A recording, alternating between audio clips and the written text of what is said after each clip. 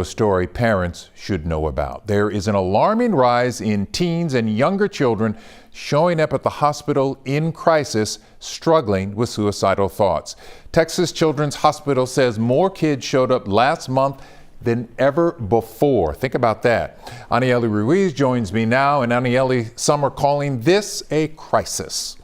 You know, Len, doctors are telling me that they're seeing a sharp spike in these mental health emergencies, and some of these kids are as young as 9 years old.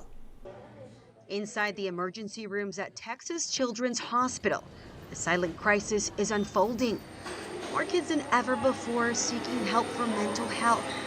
Many of them are telling doctors they don't want to live. What did you guys notice in the month of April? We had our highest ever number of young people coming to our emergency rooms in mental health crisis. We had 647. Dr. Karen Price says most of the patients are between 12 and 17 years old, but that age is dropping. 9 years old, 10 years old. And this isn't just a one-time spike. Doctors have noticed the same pattern before. Why an increase do you think it's happening in the month of April? What do you think it's causing this? So April was actually our highest number last year as well.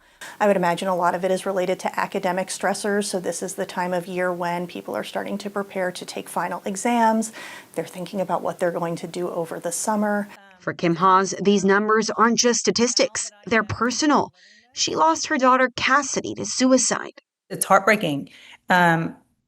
Suicide, as you know, if you look at the statistics, is the second leading cause of death for these young children. Kim and her family now try to help teens who are struggling with mental health and started a teen suicide prevention group. And Kim's message to other parents? Get them to talk to you. And that's one thing I miss with Cassidy. I couldn't get her to talk to me. And if that's one thing I would change is just open that line of communication, because that's her lifeline. So what are the warning signs to watch out for? Teenagers can be moody. They're not the same from one day to the next, but if you're seeing extreme changes in their emotional state, not just sadness, but also irritability or frustration. If you're seeing changes in things like their sleep patterns, if you're seeing changes in their appetite, if you're seeing social withdrawal. And if something feels off, don't ignore it. Don't hope it goes away. Act.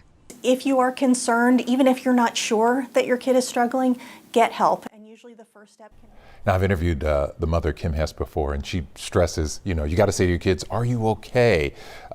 It is important, as she points out, to let your kids know that it is safe to talk to them and share with them how they are feeling. I think that's the biggest thing that we got about this is people need to open up that communication with their kids, even as difficult as it might seem.